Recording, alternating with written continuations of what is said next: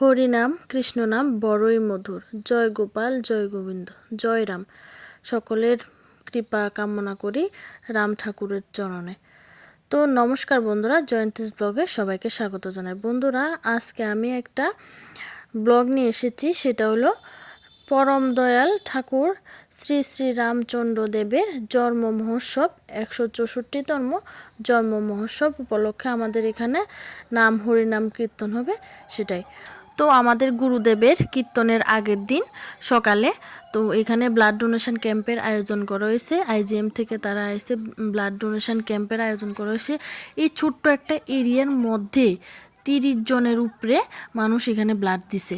মানে এটা বিশ্বাস করার বিষয় নয়, ছোট্ট একটা এরিয়ার মধ্যে যে এতজন ব্লাড দিব সেটা আমি নিজেই কল্পনা করতে পারি না। এটা আমরা গর্বের বিষয়, কারণ তারা নিজেরারে এর মহান কাজে সামিল করছে। রক্তদান আর জীবনদান সমান। যাই হোক, রক্ত দেওয়ার পরে এরপরে আমরা এখানে যারা যারা ব্লাডটা দিছে বা এখানে কর্মীরা আসলো বা আমরা আসলাম ভলান্টিয়ার্স হিসাবে, তারা খিচুড়ি টিচুড়ি খাওয়া হয়েছে। এইটার পর্ব শেষ। এরপর হচ্ছে বিকালের পর্ব। বিকালে আমরা সবাই রেডি হয়ে যাই কই গঙ্গায়নয়ন উপলক্ষে একটা রেলি বাইরেব, ঠাকুরের গঙ্গায়নয়ন হইব। তো দেখেন হিয়েনে যাই সারি হয়েছে, তিলক হইলেছি। তিলক পড়লে মানে একটা নাই, তিলক পরে এত খুশি হয়ে গেছি জয় নিতাই কয়ে। তিলক পরলে মানে চেহারাটা এত পাল্টায় যায়, মানে এটা আমার কাছে ভীষণ ভীষণ ভালো লাগে। তিলকের একটা মাহাত্ম্য আছে, যদিও আমি অধম, আমি এসব কিচ্ছু জানি না। যাই হোক, ভুল টুল হলে ক্ষমা করে দেবেন। আর এদিকে দেখেন সে রেলি বাইরেছে, মানে সবাই রেলি বাইরে না, এখনও সব লাইনে লাইনে দাঁড়াইছে মোমবাতি টুমবাতি লয়ে আর আমাদের গুরুদেবের ফটো লয়ে সবাই রেলি সারিবদ্ধভাবে সবাই লাইনে দাঁড়াইছে। দেখতে যে কি মনোরম লাগেন, মানে নিজের সামনে চোখে দেখলে এত ভাল লাগবো। আর মোবাইলে তো ভাল লাগে, কিন্তু সে সামনে দেখলে অনেকটা ভাল লাগে। যখন সবাই সারি সারি ধরি লাইনে মোমবাতি লয়ে যাইব, কি যে সুন্দর দৃশ্য লাগবো। তো আমরা শুরু হয়েছে রেলি। এটা শুরু হয়েছে নোয়াগাঁও কৃষ্ণনগর শীতলাবাড়ির থেকে। এখানে হচ্ছে গুরুদেবের কীর্তনটা হইব, এখান থেকে শুরু হয়েছে জিবি বাজার হয়ে ঘুরি, তারপর আবার এই জায়গাতে আইব। তো রেলি শেষ হওয়ার পরে আগের জায়গাতে আছে কীর্তনের স্থানে।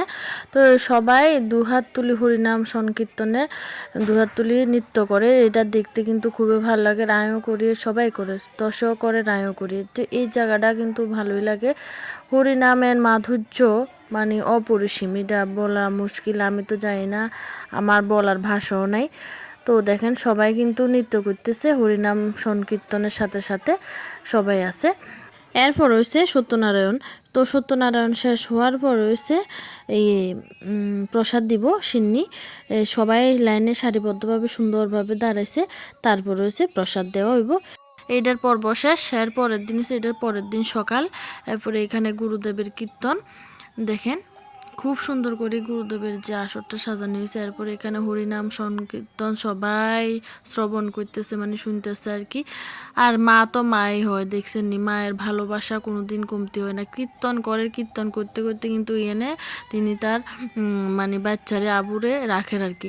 যাই এবার হোক, কাজও করতেছে, এটা তার কাজ। এরপরেও কিন্তু বাচ্চারা তো আর অন্যদিকে যায় না, খেলাধুলা করেন না, মার লগে পড়েছে। মায়ের মমতা অসীম অসীম। এরপরে এখানে আমরা এটা মহাভোগ রাজভোগ এটা সবাই দেওয়া হয়েছে, মানে টিকিটও কারি লইছে। এরপরে এমনও দেওয়া হয়েছে যারা ব্লাড ডোনেশন করছে তারাও দেওয়া হয়েছে। এরপরে সবাই রাজভোগটা দেওয়া হয়েছে। এরপর রাজভোগের পরে হয়েছে আমরা বিকাল হয়ে গেছে, এমন খিচুড়ি মনে হয় 2:30টার সময়, বিকাল না 2:30টার সময় আমরা মহাপ্রসাদ গ্রহণ করলাম সবাই মিলে। তো বন্ধুরা, যারা যারা ফেসবুক পেজটা ফলো করেন না, একটু কষ্ট করে ফলো করে দেবেন এবং ইউটিউব চ্যানেলটা একটু সাবস্ক্রাইব করে পাশে থাকবেন। তো প্রসাদ টসাদ গ্রহণ করার পরে হয়ে গেল বিকাল, সন্ধ্যা হয়ে গেছে। সন্ধ্যার পরে অনেক দোকানপাট বসছে। আমরা কিন্তু প্রত্যেকটা দোকানে ঘুরে ঘুরে দেখি কী কী জিনিস উঠছে, কী কী জিনিস কিনতে পারি। তো দেখি যে মহিলারা ঘরে যা যা যাবতীয় জিনিস লাগে সব উঠছে, ঠাকুরের ফটো টটো, এরপরে বাসনপত্র, এরপর ফুল টুল, অনেক সুন্দর ফুল। তো কিছু কিছু কেনাকাটি করলাম। তো বন্ধুরা, ভিডিওটা ভালো লাগলে অবশ্যই লাইক কমেন্ট শেয়ার করে দিবেন। ধন্যবাদ এতক্ষণ সময় ধরে পুরা ভিডিওটা দেখার লাই। জয় রাম, জয় গোপাল, জয় গোবিন্দ। সবাই ভালো থাকবেন, সুস্থ থাকবেন। দেখা হবে নতুন একটা ভিডিওতে।